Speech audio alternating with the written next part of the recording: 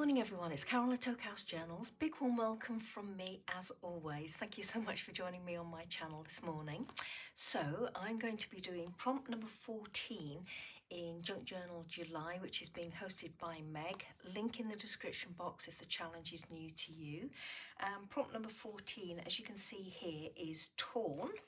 This side is for tucked away. I'm just working on this page, so let's get those out of the way.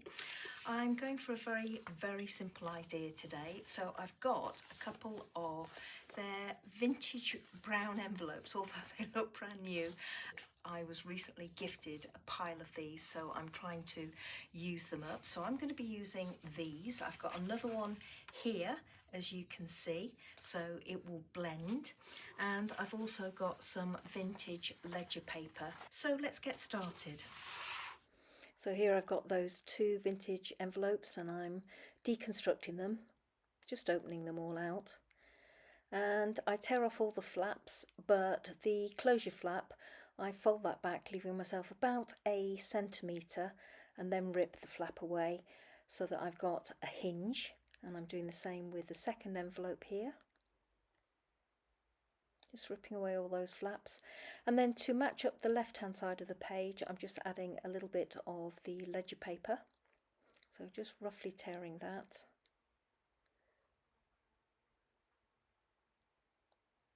Tearing away a little bit more. And then using my Pritt stick, just gluing it down the right hand side. So here I am just roughly tearing the envelope, or one of the envelopes, and I'm popping a piece of the ledger paper on the top, leaving a little brown border all the way around. Got a tiny scrap there, so I'm putting it on a scrap of the envelope. You'll see that comes into play later on, and again just ripping away the envelope, leaving a border around the ledger paper. So here I am with the right hand side using the second envelope, and what I'm doing here is trying to create a piece that will overlap or fit underneath the other flap, the flap on the left hand side, so that they overlap without leaving a gap. And going in again with some ledger paper to cover it.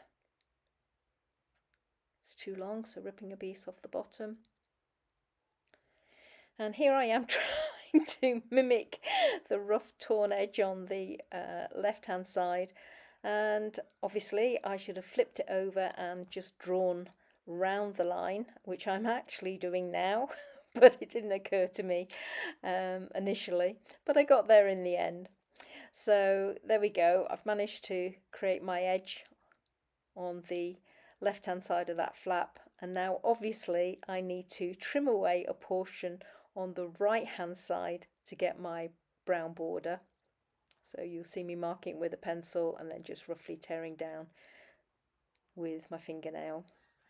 This ledger paper tears absolutely beautifully. It really is lovely to tear. So there we go, finally get there in the end, and bringing in my glue book and my glue stick and sticking it down. So there we go. Here is just a tiny scrap that I wanted to put down that right hand side so that it matched the left hand flap, and they looked pretty much the same. Here I am adding some glue to my flaps and gluing them into place. So that's the right hand flap going in, and this is the left hand flap. There we go.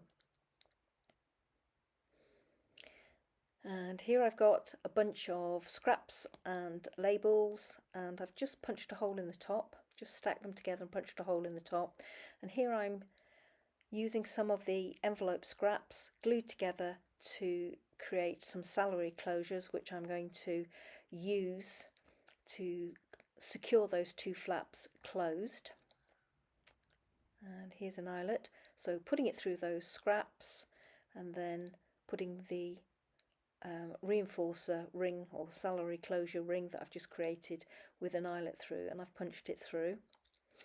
And then I mark it on the other side slightly staggered, and decide I'm going to put a staggered closure on the other side. I've just made a second paper reinforcer. I realised my crocodile won't reach, so I brought in another tool. There's my second reinforcer going into place. There's my eyelet going into place with my salary closure on the front. And here I am using my brute force and the full force of my weight to close that eyelet on the right hand flap, and then just a dab of glue behind that little bundle on the left hand flap. Here I've got some vintage French linen thread that I'm just using to wrap around my salary closure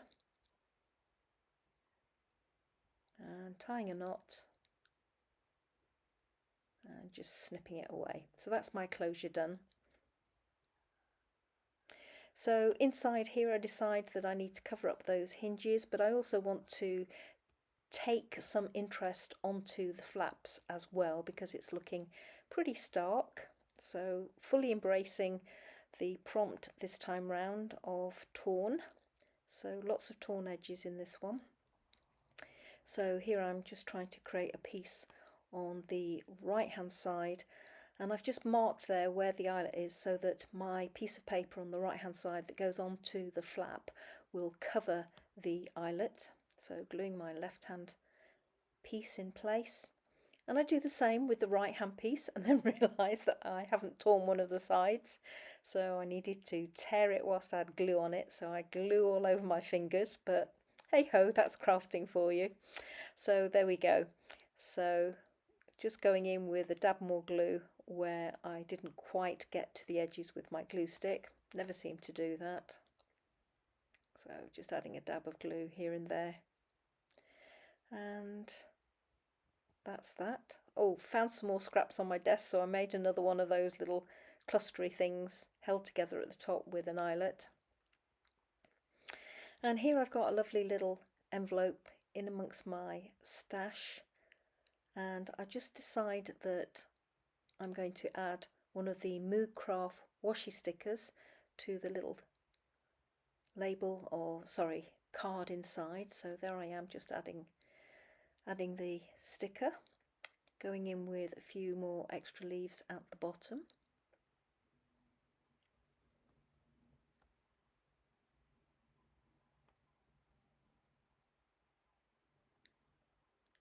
Decide to add a slotted hole at the top with my hand punch, and then finally a remnant rub number. And then to finish off the envelope on the outside, I decide to add another couple of numbers just so that it matches the little journaling card inside.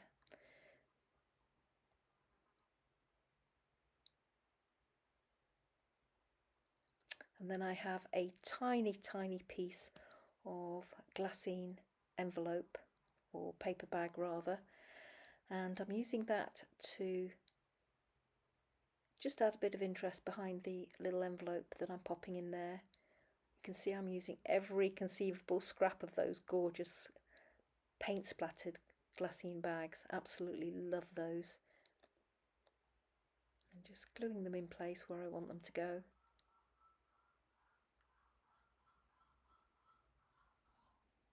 Just readjusting the positioning.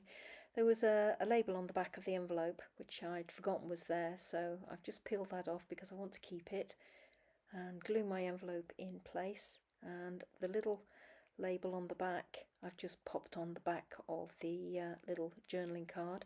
And then I had the most minuscule of pieces of that glassine paint splattered glassine bag, so I've just popped it on the envelope there. And there's my little envelope, just closing it up, and it's done. So this is my finished page for this prompt, and as I mentioned before, the prompt was torn, so I created a little cluster here with an old ticket, well, a faux ticket, sorry, not an old ticket, a bit of a book page, a bit of vellum, another label and another label.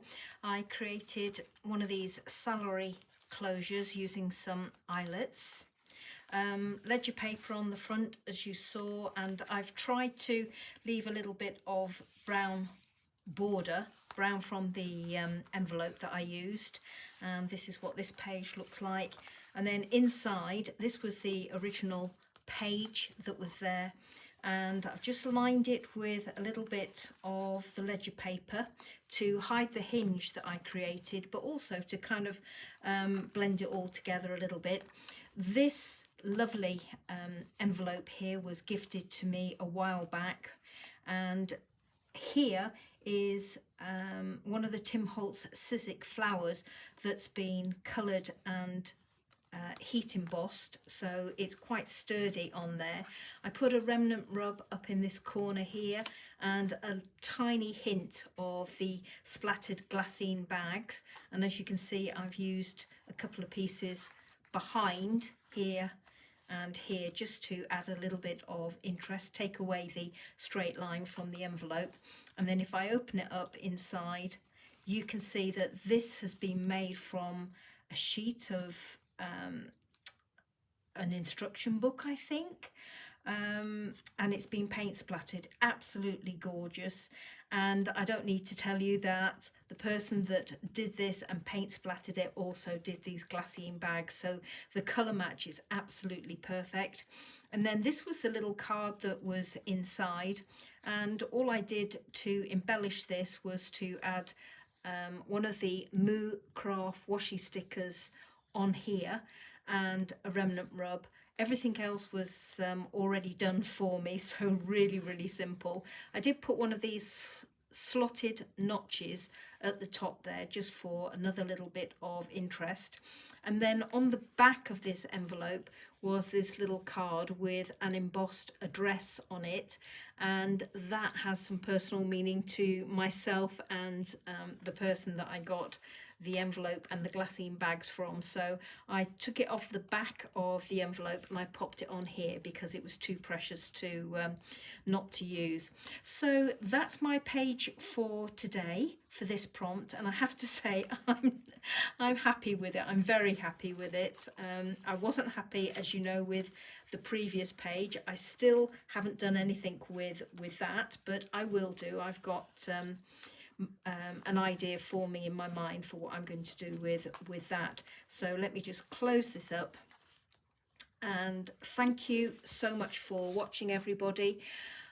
Really enjoyed your company today, and I hope you'll join me for this page, and this page is prompt number 15, which is tucked away, and that means secret something or others to me, so I'll be looking forward to playing on this page.